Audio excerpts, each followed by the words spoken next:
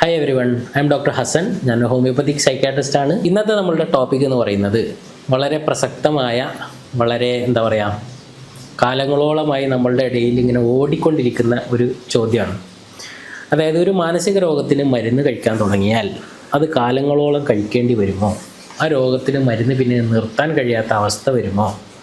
ഈ ചോദ്യത്തിന് നല്ല പ്രസക്തിയുണ്ട്. അതിന് ഉണ്ടെന്നും ഇല്ലെന്നും നമുക്ക് മറുപടി പറയാം. അത് രോഗത്തിനനുസരിച്ചാണ്.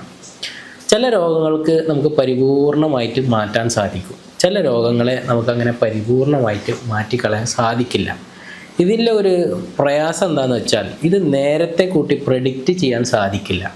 ഒരാൾക്ക് ഒരു ആങ്സൈറ്റി എപ്പിസോഡ് വന്നു, ഒരു ഡിപ്രസീവ് എപ്പിസോഡ് വന്നു അതാണിപ്പോൾ നോർമലായിട്ട് നമ്മൾ കാണുന്ന ഒരു മാനസികമായ രോഗം.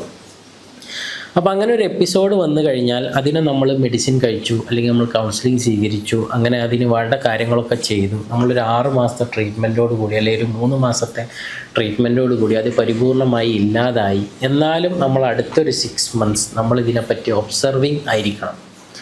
അങ്ങനെ ഒബ്സർവിങ് ആയിട്ട് വീണ്ടും ഈ എപ്പിസോഡ് റിപ്പീറ്റ് ചെയ്ത് വരികയാണെങ്കിൽ, അപ്പോൾ പിന്നെ നമ്മളുടെ അസുഖം എന്ന് പറയുന്നത് റിക്കറൻ്റായിട്ട് വരാൻ സാധ്യതയുള്ള ഒരു രോഗമാണ്.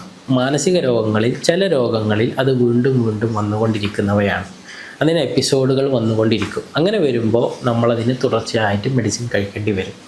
നിങ്ങൾ വിചാരിക്കുന്ന പോലെ നമുക്കൊരു പ്രയാസകരമായ ഒരു പ്രശ്നം ഉണ്ടാവുമ്പോൾ നമ്മൾ കഴിക്കേണ്ടി വരുന്ന പോലെയുള്ള 5ഉം 6ഉം മരുന്നുകൾ നമുക്ക് കഴിക്കേണ്ടി വരില്ല. നമ്മൾ അതിൻ്റെ ഒരു മെയിൻ്റനൻസ് ഡോസിലേക്ക് നമ്മൾ മാറും. അതൊരു 2ഓ 3ഓ അല്ലെങ്കിൽ 1ഓ മെഡിസിനായിട്ട് ചുരുങ്ങും. അത് നമ്മൾ കഴിച്ചുകൊണ്ടിരുന്നാൽ ഒരു പരിധി വരെ നമുക്കിത് വീണ്ടും വരുന്നതിനെ നമുക്ക് ഒഴിവാക്കാം.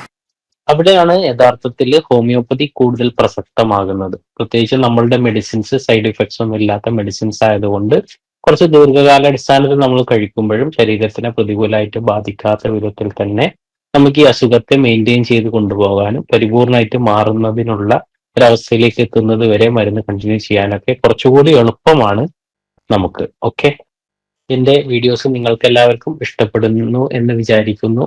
ഇഷ്ടപ്പെടുന്നുണ്ടെങ്കിൽ നിങ്ങൾ ലൈക്ക് ചെയ്യുകയും സബ്സ്ക്രൈബ് ചെയ്യുകയും ഷെയർ ചെയ്യുകയും ചെയ്യുക. വീണ്ടും കാണുന്നത് വരെ സൈനിങ് ഓഫ്.